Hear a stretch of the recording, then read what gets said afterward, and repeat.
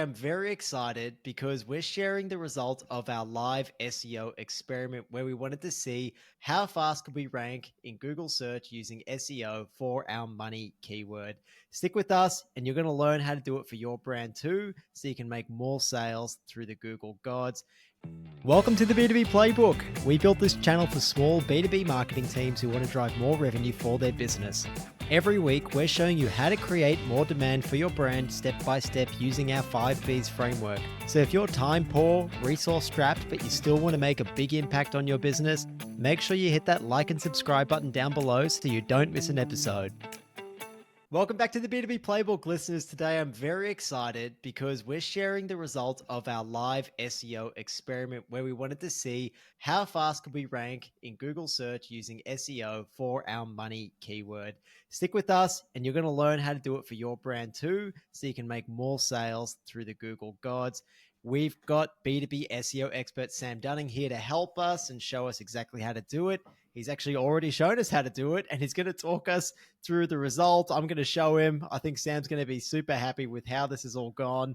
Before I hear from you, Sam, I just want to tell you, listeners, Sam is the founder of Breaking B2B. They specialize in B2B SEO and web design. It's built for revenue, not vanity. You're going to see that in this episode because we've already got revenue from the work that we've done with Sam. He's also the host of the Breaking B2B podcast, which is another great podcast that's worth checking out. Sam, thank you so much for joining us again for this second episode. Thanks for having me, mate. Looking forward to diving in and seeing what we've rustled up. Absolutely. Okay, so I'm just going to give our listeners a little context. Last episode, we caught up, and I told you, I said, Sam, I want you to help me rank for our money keyword. And our money keyword is demand generation course, because that's what we sell with the B2B Playbook. We, of course, give out a lot of free resources around demand generation, but for those who just want to finally implement it in their business, that's what our program's there for. It's a 12-week program to help you do it. Now, you very helpfully did some keyword research and you found, I think there were two keywords that were really useful. It was demand generation course and demand generation training. Both are trending up and roughly 100 to 200 searches per month. Yeah, I think we looked at a couple, didn't we, when we did the previous episode? And I think a couple we thought just weren't worth targeting mainly for the search volume. And I also think the results pages that were showing for a couple of the keywords were just not really relevant, i.e. they were bringing up like long form how-to articles when we want to be ranking a landing page.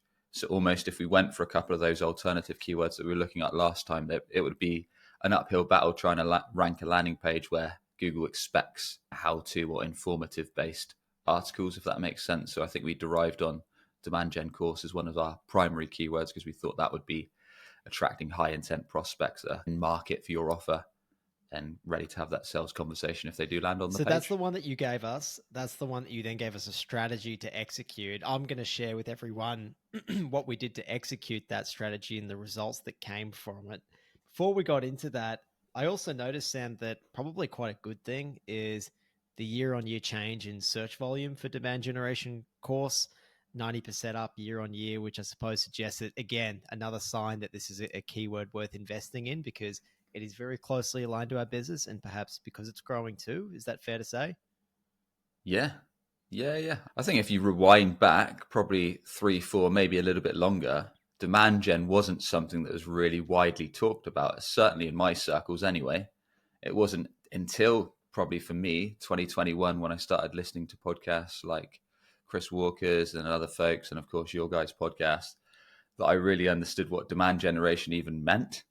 So I think it's becoming more and more known as a term, and people are starting to realize that this is a solid way to go to market. And like you say, Google's reflecting that because more folks are searching for this kind of stuff, trying to Let's hope it continues to grow. Okay, on to results. Sam gave us a strategy, and then I think 60 something days later, we actually hit number one, which is pretty fantastic. We were planning on having another episode, Sam, weren't we, between the one where you gave us the strategy and the one where we did these results, because I thought we were going to get stuck somewhere, maybe bottom of page 1, top of page 2, and we need your advice on how to really progress to number 1. But Sam, number 1, you've done it. Legend. Yeah, it was quicker than I was expecting. You're going to share the outcomes, the result, because that's the main thing, the actual book leads and sales revenue off the back end. But it was quicker than I expected. But at the same time, George, you were very proactive with the recommendations that I provided, both for the landing page, the technical SEO, the content strategy, and going out there and building some decent backlinks with potential partners, which perhaps we can dive into in a sec, of because this is quite a competitive keyword. And I don't know if you want to disclose some of the competitors. It's entirely up to you. But there were some big B2B SaaS, B2B kind of service-based giants that were ranking above us initially. So the only way really, even with a best-in-class page that follows good technical SEO guidelines, has really useful, helpful content that kind of shares on the landing page, problem you fix, impact of that problem, proof that you're the person or the company to help them with the results, addresses common questions, concerns, problems, and all that good stuff, and then really positions you as a trustworthy source with social proof and all that kind of stuff folks would want to see on a landing page to be convinced that you're the right option for the course they're looking to invest in. But that aside, without backlinks for these kind of competitive terms, you're going to be fighting an uphill battle. So I know you did a good job, George, sourcing partners and building some nice links to Yeah, I juice want to up take this people ranking. through some of those recommendations you gave me on how to go about getting them with not too much effort. But look, I'll disclose the competitors that we got past because I think it's worth it. It's a good achievement. We got past Cognism, CXL, and their own demand gen course, the Online Marketing Institute, Pavilion. These are all our top competitors, and we just absolutely flew past them as we continued to execute and implement the strategies that you gave us. Great stuff. Yeah, and I think I saw HubSpot flying up for a few similar keywords, so Yeah, wasn't all bad. absolutely. So we created the page on the 2nd of June. And for those listening, I've just got up on my whiteboard a screenshot from our Google Analytics. We created the page on the 2nd of June, Sam, that you told me to create to really try and rank for this keyword. We already had a landing page for the B2B Incubator, which is our demand generation course. And you recommended if we wanted to keep that, let's just create a whole separate new one. And that's what we did. So we created that on the 2nd of June, and I think we hit number one spot on the 8th of August. So it took us 67 days, which is probably pretty quick in your view, Sam, would you say? Yeah, there's a few things to consider. First and foremost, I think we talked about on the previous episode, but maybe not. Your website itself doesn't have a ton of domain rating or domain authority. So, bearing in mind, I'll check it in a sec whilst we're chatting. But bearing in mind that was fairly low, we were almost fighting an uphill battle. So I'm sure if you looked at sites like Cognism or CXL, they're going to have a super high domain authority, probably somewhere 60, 70, or even higher. Whereas I think yours was around 20, possibly a bit lower. So almost starting an uphill battle. Add to that, we had to create a fresh page. So we didn't have anything there already that we were enhancing. We were almost going from scratch. But of course, you had the template there that we could rejig, take some good stuff out in terms of the design and framework. But we still had to put together the content from scratch, obviously create a brand new page, then show Google that this was a page worth picking up. And I think you might mention in a minute internally linking for from some other relevant pages on your site to help Google crawl it. And then doing the stuff like once we decided on the focus keyword, including that in the URL. So it's yourdomain.com/demand-generation-course, including that in the H1 heading tag, including that in the meta description, meta title. And I know you did a nice meta title. So when folks are scrolling through the Google results, it's got a bit of a hook in that title that they see in the search engine result page, which also helps with click-through rates. Okay, what was yours, Yeah, George, that you I'll pull decided on this for that? in right now so people can see it. I think I actually went with the one that you gave me, demand generation course, then square brackets, crush 2024 revenue goals. So probably well aligned to the outcome that people want.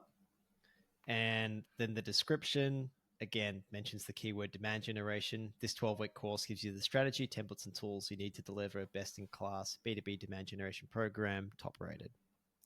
Yeah. And I think what I've seen anyway confuses kind of B2B marketers and B2B founders when they're getting stuck into SEO is there's a lot of folks in the SEO world talk so much about technical SEO. And I'm probably almost the opposite. I'll do the very least technical SEO that I can get away with to get a page ranking, because from experience anyway, until you get to pages with hundreds and hundreds or even thousands of pages, technical SEO doesn't matter that much from sites we've ranked. And what I mean by that is worrying about kind of getting at 100-page speed. As long as your website loads fast, it's fine. Making sure everything's perfectly aligned, going into things like JavaScript and messing around with all that stuff, and really worrying deeply about navigation. As long as you follow the basics, i.e. the website loads quickly, your main URL actually has the focus keyword in, your heading 1 tag has a focus keyword in, your meta title and description have it within, and then the actual page intent is built to what Google expects. So what I mean by that is when someone searches, for example, demand generation course, that typically comes up with landing pages. But sometimes when you type in your keyword on Google, that might come up with product listicles, or it might come up with that information how-to article, or it might come up with a comparison article. So you need to understand the intent of the type of page that Google expects to rank. And then you need to review what the current top 1, top 2 organic pages are and look for gaps in those pages of how you can basically show Google that and your focus clients, your dream clients, that you're more helpful, more useful, more trustworthy. You understand their world better. You can differentiate your product, your service, your offer, all within that page. So a lot of the tips and ideas I give are more around thinking about the end user or the end prospect, and how can we really show them as well as Google that we're well positioned not only to rank, but we've got to remember we want to convert with this page. So there's no point just chucking a bunch of text and doing some technical SEO on a page. We actually want someone to land on this page and think, this looks good. Yep, they understand the problem I fix. They understand the problem I'm facing, rather. Yep, they understand my world. Yep, that I am struggling with that. And yes, I do want to see some examples of other customers that they've helped. And yeah, let's book onto this, or let's book a call, or whatever that call to action is. So I think that gets lost with a lot of kind of SEO advice. It's more technical rather than thinking these are folks that have the same frustrations, problems, concerns that you do when you're investing in B2B offerings. Let's kind of position ourselves in their shoes, And if that makes something sense. we'll get into a little bit later, but perhaps why, Sam, the pipeline that came from this page was so strong. And while we had, if you look up, we had 120 sessions over 60 something days. So look, it's not an enormous amount of traffic, but it's like very good targeted traffic. And I think the reason why we'll see that this quality pipeline that's come from it is to your point there, right? We're speaking exactly to the pains, to the problems that the people who are searching this are facing. That's it. And that's another trap. I think we talked about it in the first episode I was on with yourself. A massive trap in SEO, B2B SEO, SaaS SEO is that marketers, founders get stuck in the traffic, high traffic keywords. But unfortunately, they tend to usually be more informational based. So they'll go into tools like Hrefs or SEMrush or Ubersuggest. They'll look for keywords relevant to their industry. And that might be something like how to do something, or best ways to do something, or that kind of stuff. And it has a ton of traffic. But when it comes to the more commercial keywords, so in your case, demand generation course, or in my world, that might be B2B SEO agency or SaaS SEO agency, like these real high intent keywords that folks type on Google when they actually want to speak to a salesperson or invest in the offer, they often have way less search volume. But because the intent behind it is so much higher, there's so much more commercial value, it doesn't matter. There'll be less people landing on the page, but as long as your page does all those things we just talked about, then you're actually going to get more on the back end in terms of leads or demos or sales calls or whatever your end goal is. So it's one of those things. Don't be deluded by high traffic, as long as the kind of keyword represents what a target client would actually search when they want to speak to someone on Yeah, your it's offer. fantastic advice. Just as part of the educational material that we try to create, we did create a landing page, an article around what is demand generation, which is something that gets way bigger search volume, which is naturally a lot more competitive. But even as our page climbs up the rankings, the person who's searching that could have a very different intent, right? To demand generation course. It's much further up a funnel. Exactly. And it's not that type of SEO doesn't have its place. It's still useful. It just means that person, like you said, is more looking to understand what demand generation is. And they might get some tips from the page. They might then check out your podcast, or they might sign up to your email list, or they might check out your YouTube channel, or they might check out another asset. So you're keeping them within your ecosystem.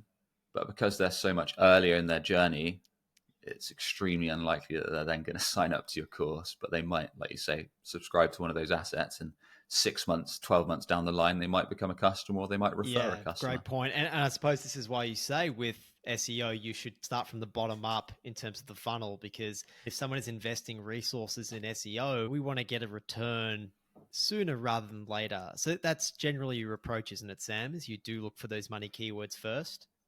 Yeah, exactly. Exactly. I always think, especially if I think you've said similar for demand generation, but I always think of if I imagined the marketing budget as a barrel, I would imagine things like outbound sales, Google ads, LinkedIn ads, event marketing, influencer marketing, partnerships. And right at the bottom of that investment, that budget barrel would be SEO, scraping the bottom, fighting for its life to get budget or resource from the team. So I always think if we've got such limited cash or resource to invest in SEO, let's make sure the work we do is going to have the biggest impact in the shortest space of time. So for that reason, yeah, let's focus on what we call quote unquote money keywords, i.e., what is a prospect going to search when they're wanting to have a sales conversation around our offer now, when they're directly searching for the product or service, or when they're comparing us to alternatives, or when they know what they want, and we just need to understand what are those search terms that they're searching when they are needing that product or that service. So start there and then work up the funnel, whether that's doing that and then exhausting that bottom of the funnel for every niche, every service, every industry, and every variation of that keyword, and then going up to more informational based searches once you have completely exhausted bottom Right. funnel. It totally aligns with our approach to marketing in general. Makes a lot of sense. Take that bottom up approach.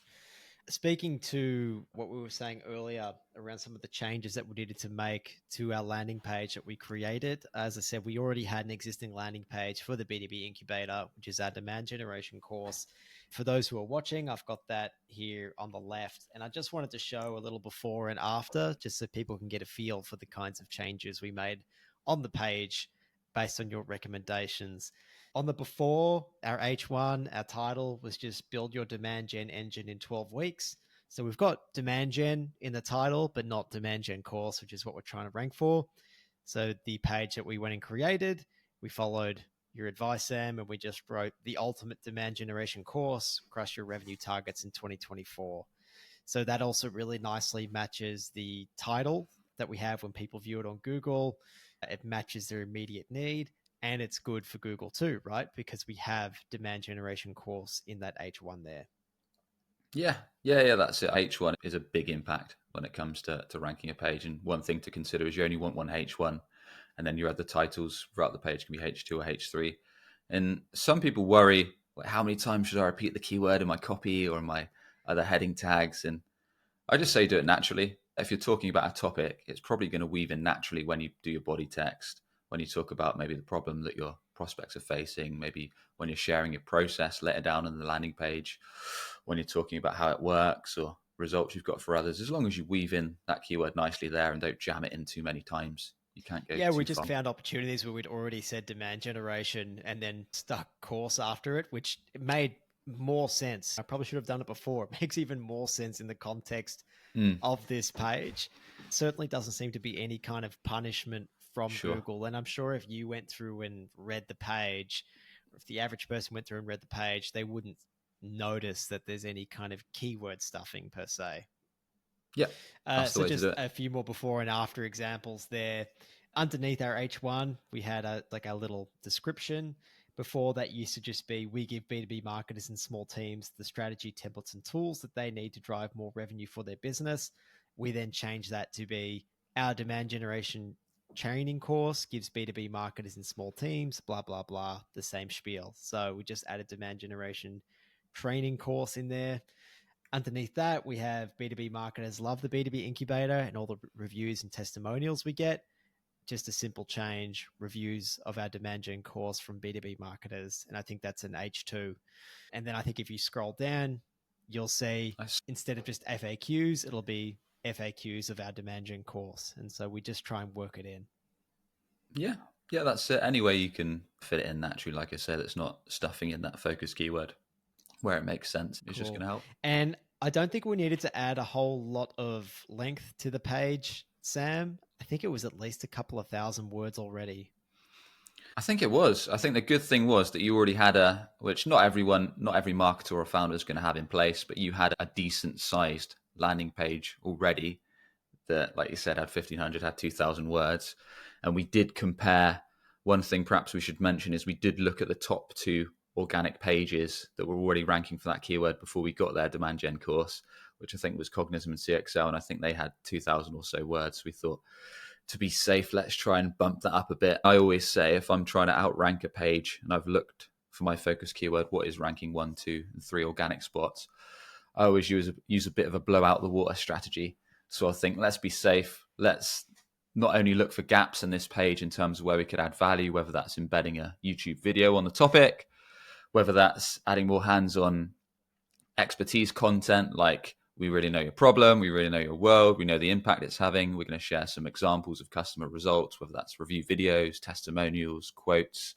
We're going to share the process. Maybe we're going to share the team involved.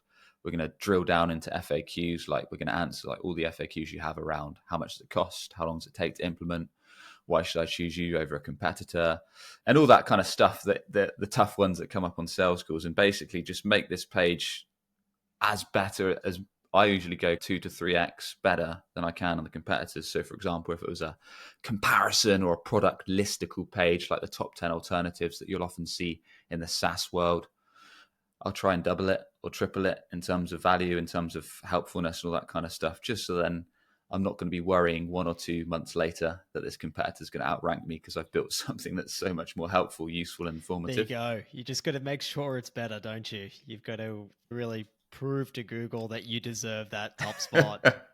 Do it better. Okay. In terms of backlinks, so Sam, you told us that there's internal backlinks and external backlinks. Do you just want to quickly break down the difference between the two? Oh, yeah. So you've got something called internal linking, which in short is just a simple way when you're publishing a new page to your website. This comes in handy, especially if the page might not be going on like a blog or a resource section where it's easily navigatable from your website menu. But essentially, when you're publishing a new page, like George did for Demand Generation course, you want to make it super easy for Google to find and crawl. So look for any relevant pages that already exist on your website where you can put a little link to that new page, and vice versa, that you can link from that new page to other relevant pages. So what's George got here? He already had blog articles for, it looks like, how to measure demand generation KPIs, the ultimate B2B demand generation guide. So he had a bunch of articles already on the topic of demand gen, whereby within those articles, he could link one of those keywords and link to that new page. And that, in short, basically just helps Google crawl the page a bit faster. And then likewise, from that new page that he created, the landing page for Demand Gen course, there might have been a couple opportunities where he could link back to those useful articles. In short, it just makes it a bit easier for Google to crawl the page, and also helps the end prospect that lands on your site. So if they're reading one of these how-to articles and then they think, oh, I'm actually ready for a demand generation course, then they can click that internal link and that links to that new landing page. So it's just good for user experience and also good for Does it help Google. with authority and relevance at all, Sam? So if I've got 15 articles all around demand generation and a whole lot of things that you would want to know if you were taking a demand gen course, and they're linking back to that course, is that a signal to Google that maybe I am a bit more of an authority on this topic at all? We've had clients that, I can't tell you the exact impact, but we have had clients that have said that just by doing internal links to pages from other relevant articles that are on the topic, or service pages or landing pages, whatever, it has bumped up those keyword rankings. So it does seem to do the trick. And especially, like I said, if you've got a brand new page that you're publishing that Google's yet to crawl, you want ultimately to signal to Google as fast as possible that this page is active. So if you can find relevant articles, service pages, wherever on your site that you can link to internally, then it's only going to help the case. And to try and confirm that context to Google, we tried with our anchor text when we were linking between these pages back to our demand gen course page. Most of the time, we just wrote the words demand gen course. That was our anchor text, meaning that's what was then linking back to the course page. We swapped it up a bit with demand gen training, join our 12-week demand gen course. So we changed it up a little bit. Is there a danger of overdoing it if I just did it 20 times with demand gen course? Does that look bad? Yeah, I think you've done the right thing, because we normally encourage the same, similar for, which we'll talk about in a sec, backlinks. But yeah, I think with internal links, with backlinks, if you can mix up the wording So in your case, rather than just jamming demand generation course as an internal link on every single page, sometimes you've done demand generation training, sometimes you join our 12-week demand generation course. If you can mix it up a bit, the same for backlinks, and make it a bit more natural, it seems to help. I think that's a good idea if you can do that. And just for those listening, look, we just listed it out in a spreadsheet to keep track of what we were doing, so we knew how many times we'd link to it, what anchor text we used, whether that link came at the beginning, middle, or end of an article. I'm not sure if that matters, but just at least a bit of a record for us, Sam, because if something does go wrong, then maybe we might be able to correlate that with an action we did at our end. Then you blame me. You can look at one of those lines there and go, I didn't tell you to do that. All right, cool. So that was internal links. And then external backlinks. So getting other people to link to you. You had some really great. Yeah. So you've done a great job here. Really great strategies for this, Sam. Yeah. Yeah, you've done a great job here. You've made a comprehensive list, which is probably even more smarter laid out than I do. Just like on a previous episode where I talked about when we started breaking B2B.com 6 months ago, and I wanted to get, just like we've done for yourself, I wanted to get our money keywords around B2B SEO agency, SaaS SEO agency ranking as quick as humanly possible. So as well as doing everything that you've done for those service pages and landing pages, we wanted to juice them up, outrank those big competitors, and get some keywords so we could start getting these competitive keywords ranking as high as possible, as quickly as possible.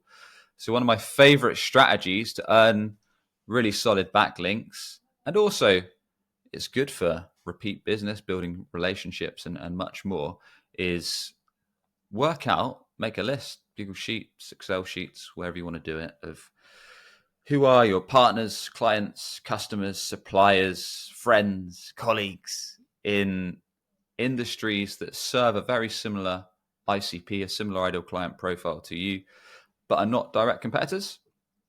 And who can you have the quickest win to strike up a conversation with? So in my case, and I think you were the same, like we both know a guy called Justin Rowe who runs a LinkedIn ads agency called Impactable. And I think he's been on your show, George, and I think vice versa, and the same for us. So that's like, if you've got someone like that's going after the same ICP that you've already got a good relationship with, drop them a message. And then the whole point is you can create content together. So it could be that it's a very low risk ask for them. So you might say, look, I'd love to write up an article for your website. And within that article, it might be something that's actually genuinely useful to their target market, i.e., perhaps George gave some tips on firing up a demand generation engine or something like that, or maybe he shared his 5Bs framework or whatever it may be. And then within that article, you submit that to this person. So in this case, Justin, he runs a LinkedIn ads agency. He'd say, yeah, happy to collaborate because we've already got that relationship. So it's probably quite an easy ask. And then build out an article, put a backlink within that article. So maybe towards the end, you try and weave in your link. So in George's case, it was demand generation course. So you might just say, when you're wrapping up the article, you might just say, oh, by the way, if you're interested in firing up your own, or if you're interested in checking out our demand generation course, and then that's a do follow backlink to that landing page.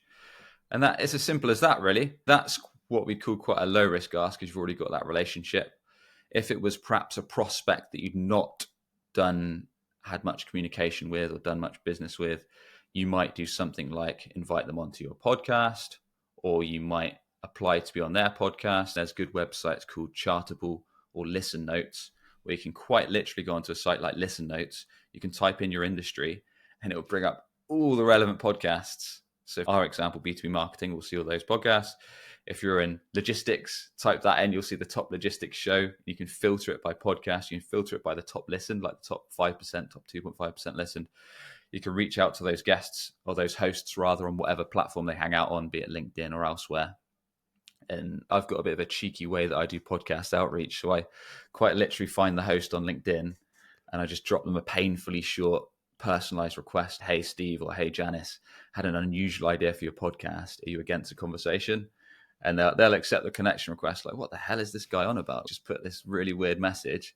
They'll accept it. I'll send them a little Loom video with my idea, with some concepts for their podcast. And then that's maybe a 50% acceptance rate. Do a valuable podcast with them. Once you've done the helpful podcast, you ask, Most folks will do an article page for that pod, summarizing the podcast with the video, with the audio, the transcript, and then you just ask for a backlink to your target keyword. But there's so many content plays, guest article plays, podcast plays that you can do with partners, customers, clients, friends to earn backlinks. The only thing I'd say is try and check that the website that you're trying to earn a backlink from has got some domain rating or domain authority. And you can check that with a tool like Hrefs or SEMrush, and Hrefs has got a free trial that you can use. So that's probably some of the lowest kind of friction ways that you can do it that just take more sweat equity.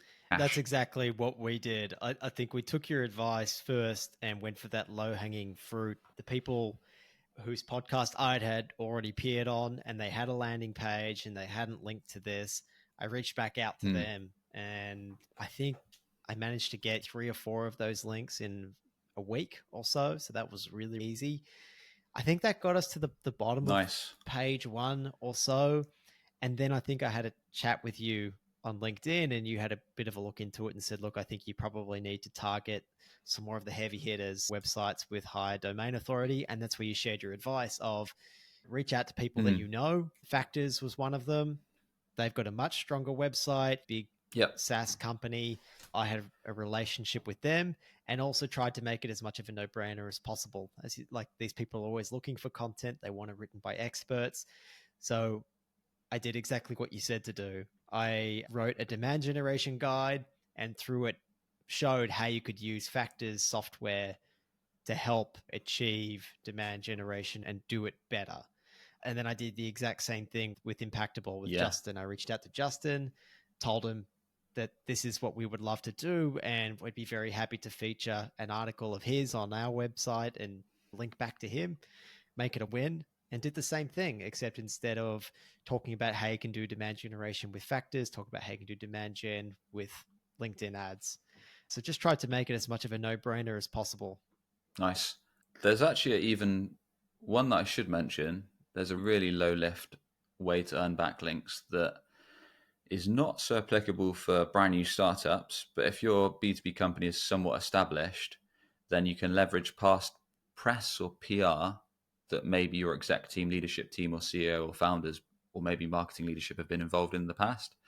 And you're quite literally just putting your website URL on whatever SEO tool you use, Hrefs, SEMrush, whatever, go filter it to the backlinks tab, and then start going to old links. And you'll realize that in past articles, press, whatever, they've probably just done a generic link to your website and in all these old articles. So if you can reach out to the editor or whoever you know that put the article together and just say, look, would you mind taking a sec to just update this link from a generic link to our website to this focus page, and I'll give you the copy, I'll give you the exact text I want. Most of those will help. As long as you can contact them, they'll update that. And another cheeky one is if you're someone on your exec team is active on LinkedIn, you'll probably notice that in some articles, they've just linked to that person's LinkedIn and some press, PR, instead of to your website. So you can quite literally go on, again, an SEO tool, Hrefs, SEMrush, go by search, type, literally copy and paste their LinkedIn profile of whoever the active person from your company is, copy and paste their LinkedIn profile URL, and you can see all the backlinks that have linked directly to their LinkedIn URL. And a lot of those article pages won't have linked to your website. And you, again, contact that editor and just say, hey, thanks very much for linking to my LinkedIn. This is a cheeky ask, but could you link to this focus keyword? And most of them will, because they've already linked to your LinkedIn page.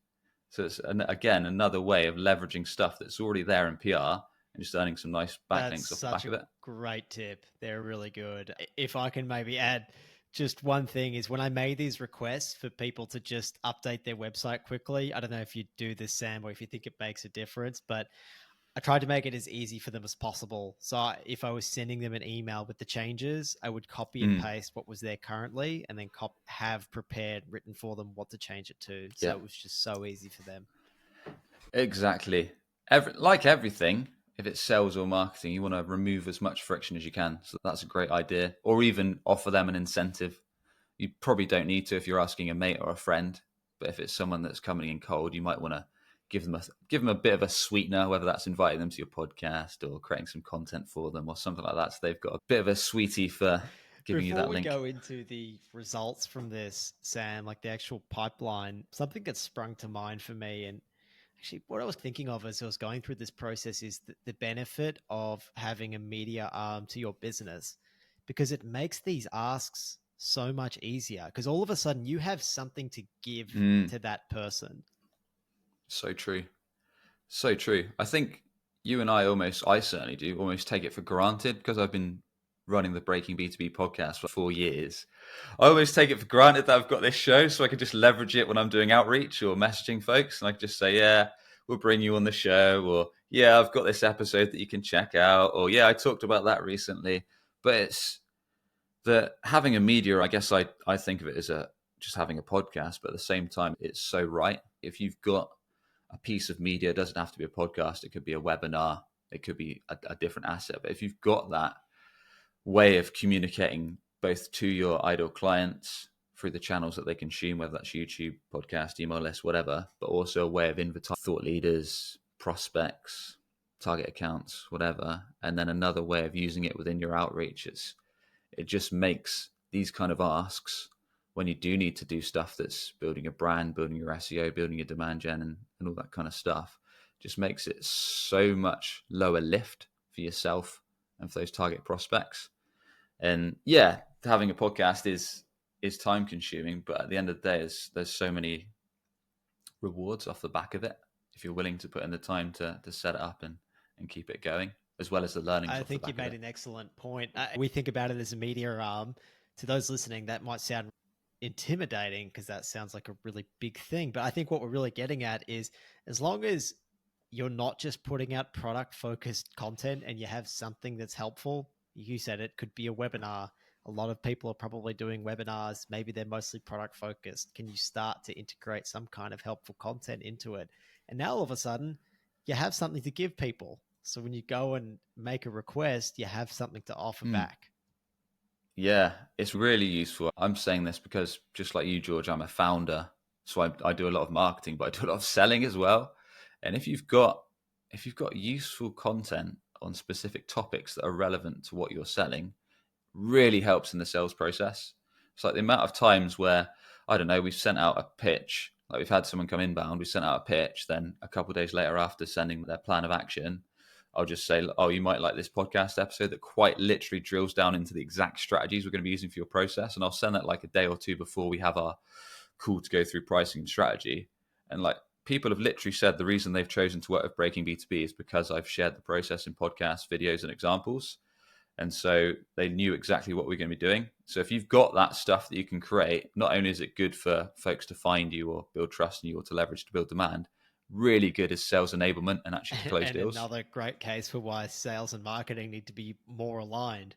Imagine if your sales team listeners were able to, as quickly as Sam could, think of this relevant marketing material that you had created that answers all these questions and objections before they next speak to that prospect. People love to learn in their own time. They want to do their evaluation in their own time. And so this kind of stuff that they can consume without you there is incredibly helpful. Okay, let's go into results. Sam, unbelievable. It's been, what did I say, 67 days or something. We haven't been on page one for very long. We actually got 8 deals coming from it, from what was it, 120 sessions on the website or so. One of them already closed one. It's very good. That's pretty fast. Way better than I expected. Way better than I expected. We said, I think maybe after our conversation and recording the first episode, we said, let's hope this works out nicely. And it absolutely has. I've been blown away. I really saw the difference, Sam, from when we made it to the top 3 positions. And then even more so again, once we hit that first one, which I thought was quite interesting. Maybe because, and I think I have the screenshot here, for this particular search, it shows like the first result, which is us. And then it has these snippets of all these courses underneath. So to scroll down to the second result, you've got to go pretty far. That's true. Yeah, you've got the people also asked section underneath, and you've got a bit of a course section, which I'm guessing only shows because it's a course-based keyword. So like you say, it takes up, if you're not in your keyword, if you're not position 1, there's a lot of real estate you've then got to scroll past to get to organic 2. Plus, if some folks are doing ads, which they probably are sometimes for that keyword, then you've got to scroll past the ads to organic. But yeah, in your case, if you're on the YouTube video, you'll be able to see that George is taking up a nice bit of real estate. Sam, if our competitors do listen to this episode and they basically see what we had to do to rank number one, to defend this position, is it just doing more of the same, more backlinks, doing all of that same stuff, but just more of it? Yeah, I mean, we probably want to keep it up. I think just because you haven't had the organic number one spot for long, realistically, and you've already got 8 opportunities off the back of it and 1 closed deal. So I'd say it probably just makes sense for you to just keep chipping away at it. And what I mean by that is, i.e., if you're doing more podcast appearances, which you will be, as and when those folks publish those article pages on the topic, just ask them to link to that one again, to that focus page, and every now and then doing an article submission for relevant websites that have got a bit of authority, and probably just adding to this page every now and then with what you think is useful. So every now and then you might get a new question or FAQ that we can add to the FAQ carousel section at the bottom of the page that you might get on a sales call or prospecting call, or you might get a new objection on one of your trainings that you can leverage in there, or you might update the video that presents the course, or you might even do a process video perhaps in a few months' time that you can weave in halfway down the page. So just coming up with ideas that are relevant, that are actually from those prospects that you're speaking to, that they're going to find useful, and just chipping away at it just so that page, it does a few things really. It gives folks more useful content when they land on the page. And secondly, it kind of signals to Google that it's not a redundant page and it's getting fresh content added to it every So now it's and then. not a one and done. That's not what I wanted to hear, but that is the reality of almost everything in life, isn't it? You've already got the fruits of your labor, George, within a few days, so you can't moan that much. You're right. I can't complain at all. I'm absolutely stoked with the outcome. And look, I knew you were good, and you gave me a terrific process to follow. It was really actionable. And it's just amazing that it happened at this point in time. So thank you for the strategy. Thank you for your help with this. Yeah, is there anything else that you'd like to share, Sam? You're terrific at doing this for other businesses. Is there anything else that you'd like to share around your services and how you help others do this? I appreciate you having me back on, George. Clearly didn't piss off enough people on the first time, but yeah, glad to go through the strategies and breakdown. I'm really glad it's got you some pipeline and some deals in such a short amount of time. So yeah, there's 3 main ways if you want to carry on consuming our content on B2B and SaaS SEO strategies. So you can follow me on LinkedIn, Sam Dunning. You can check out my podcast, which is called Breaking B2B. Or if you are perhaps tired of seeing competitors ahead of you in Google search results every time clients are searching for what you do, how you help, or comparing you to alternatives on Google, then check out breakingb2b.com and you can see our results, see our pricing, and book a call with Beautiful. myself. Thank you so much, Sam. Listeners, viewers, make sure you check out Sam Dunning. At least follow him on LinkedIn. If you need help with SEO, make sure you reach out to him. Go back and listen to episode 1 of this mini series where he gave us the strategy so you can see how all of this ties together. Sam, thank you so much again, and thank you for your time. We appreciate it. Thank you, sir. Enjoy the leads.